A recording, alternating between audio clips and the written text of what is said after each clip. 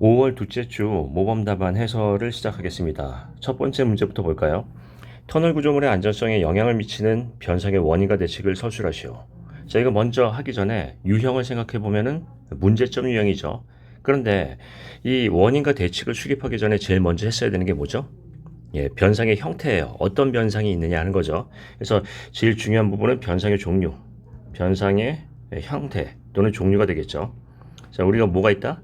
균열, 누수, 박리, 변형, 치마. 균열이 있고, 누수가 있고, 박리가 있고, 변형이 있고, 치마가 있고, 기타 등등. 치마 있고, 기타 등등. 근데 여기서 이제 가장 큰 변상이 뭘까요? 예, 변상은 균열이고요. 이 균열 중에서 가장 큰 변상은 또 뭘까요? 이거는 이제 천정부 종균열이죠. 천정부 종균열. 자, 뭐 이렇게 해서 가장 변상 형태가 큰 거, 가장 문제가 큰 것을 이제 발췌를 하고 거기에 대한 집중 대책을 하는 것도 하나의 방법일 거예요. 자, 일단은 원인은 내적과 외적이 있고요. 중요한 건 대책이 되겠습니다. 자, 대책. 대책은 우리 이제 세 가지를 보시면 설계상 대책, 시공상 대책, 유지관리상 대책이 있어요. 근데 이제 이 부분을 한번 생각해 볼까요? 물론 변상의 원인을 내적이나 외적으로 얘기했다면 대책도 내적과 외적으로 구분하는 게 논리적이겠죠. 그런데 꼭 그렇게 할 필요는 없죠. 기본적으로 그렇게 하는 것이 더 좋다 이 얘기지 꼭 그렇게 할 필요는 없다. 근데 이제 내용을 보시면 설계상의 어떤 변상의 대책, 시공상의 대책, 유지관리상의 대책이 있는데 이 내용을 보면 어떤 대책이 가장 중요하다고 볼 수 있나요? 예, 유지관리 대책이라고 얘기했죠. 왜요? 변상은 막을 수가 없죠. 일단은 아무리 설계 시공을 잘해도 외부 요인에 의해서 변상이 생긴다고 한다면 어떤 외부 요인, 즉 자연적 요인에 대해서 생긴다고 한다면 내적, 외적 우리가 원인을 그렇게 얘기하는데 유지 그 변상은 막을 수가 없다라는 거죠. 그래서 유지 관리가 굉장히 중요하다는 거예요. 그러면 어떻게 유지 관리를 하면 좋을까요? 예방적 유지 보수. 예방적 유지 보수를 하기 위해서는 어떤 방법이 좋죠? 스마트 기술 이런 것들을 이용할 수 있다는 거죠. 그래서 이 내용을 볼 때 질문 요지를 먼저 발췌를 하고 물어본 것을 먼저 발췌를 한 다음에 거기서 가장 중요한 게 무엇인가라는 것들을 이런 식으로 트리식으로 어떤 논리적으로 하나씩 하나씩 끊어내면서 중요한 부분을 발췌를 해보고 그 다음에 문제를 푸는 게 낫겠죠. 자, 그러면 한번 보겠습니다. 맨 처음에 1페이지에 쓰신 걸 모범 답안을 보니까 변상의 형태를 했어요. 이런 변상의 형태를 할 때는 가급적이면 어떻게 한다? 공공 무슨 현장의 변상에 대한 어떤 조사 결과라고 하시고요. 가장 많은 변상 같은 것들을 설명하는 게 좋겠죠. 자, 제일 중요한 것은 무엇인가요? 중요한 것. 그것을 이제 강조를 하신다라는 거고요. 자, 그 다음에 이 페이지로 가셔서 변상의 대책을 보시면 내적, 외적 돼 있지만 유지관리 대책이 상당히 중요하다는 걸 알 수 있어요. 왜 그러냐면 변상을 막을 수가 없죠. 아무리 잘해도 외부적인 요인, 자연적인 요인 때문에 내적, 외적 요인 때문에 변상은 생길 수밖에 없다라는 거예요.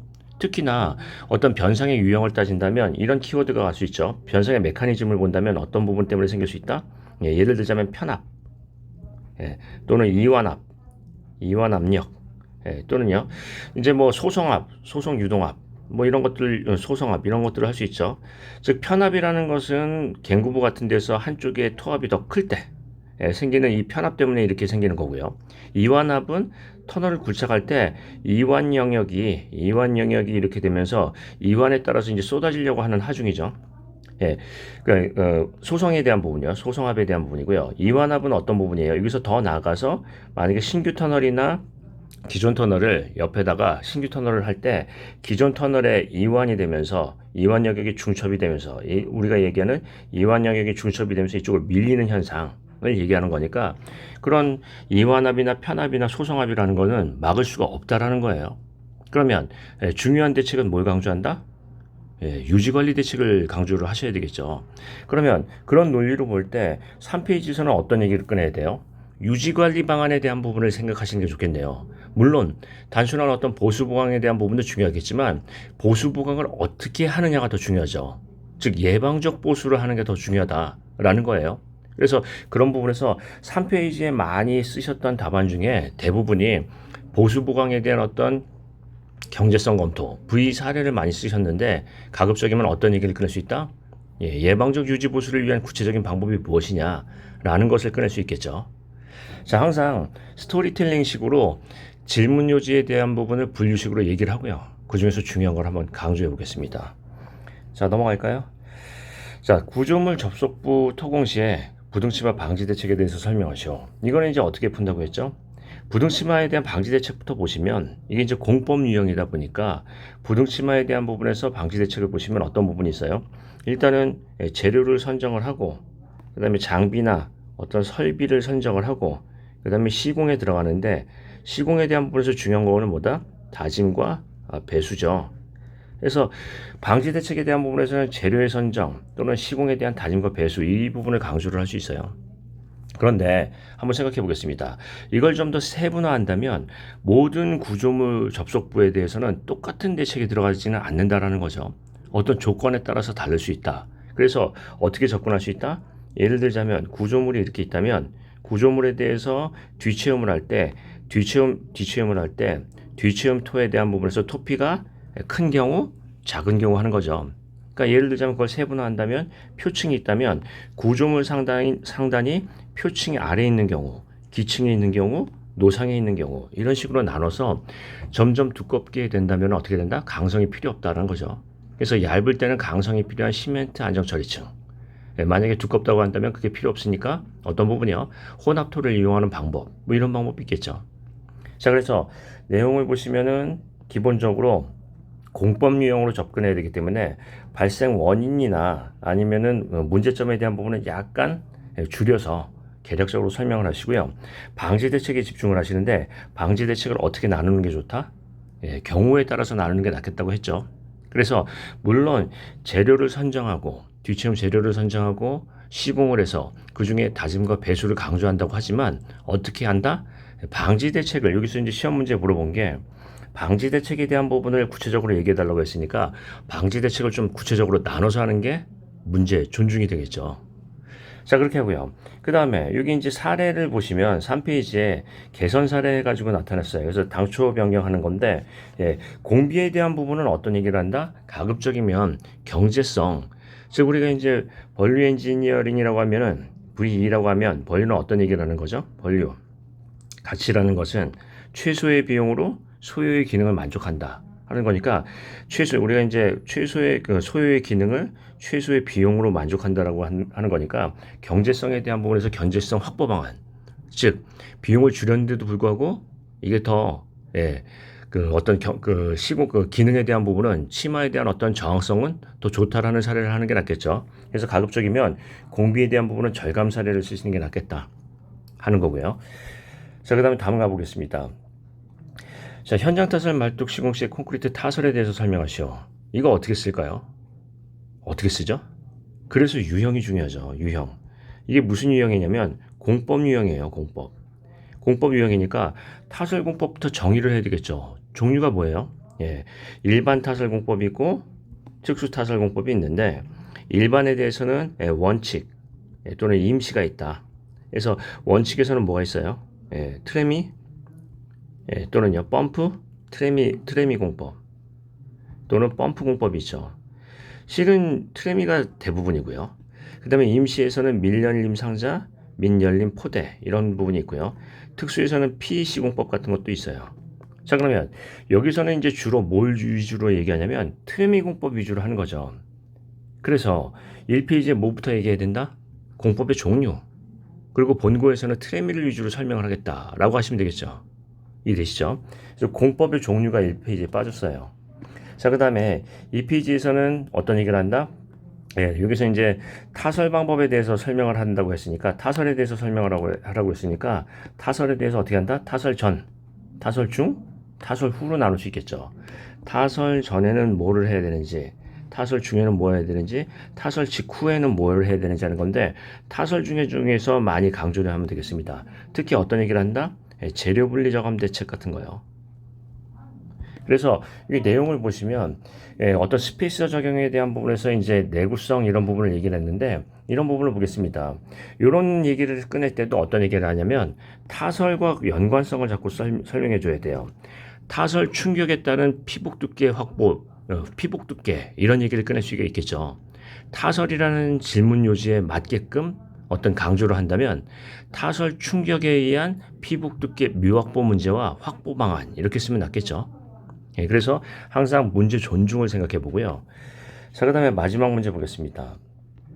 대규모 단지 공사에서 비산먼지에 대한 주요 공정에 대해서 저감 방법을 쓰라고 하면 그 공정에 대한 부분을 나눠서 쓸 수가 있겠죠. 예를 들자면 토공이 주로 된다고 한다면 어떤 부분이 있다?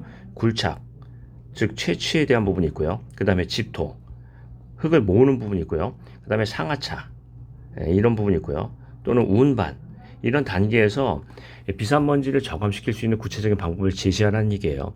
이것은 실은 이제 우리가 얘기하는 대기환경 보전법에 따라서 어떤 기준과 근거가 있을 거고요.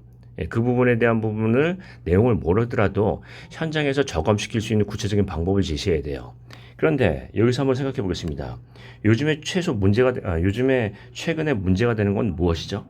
예, 초미세먼지, 미세먼지죠.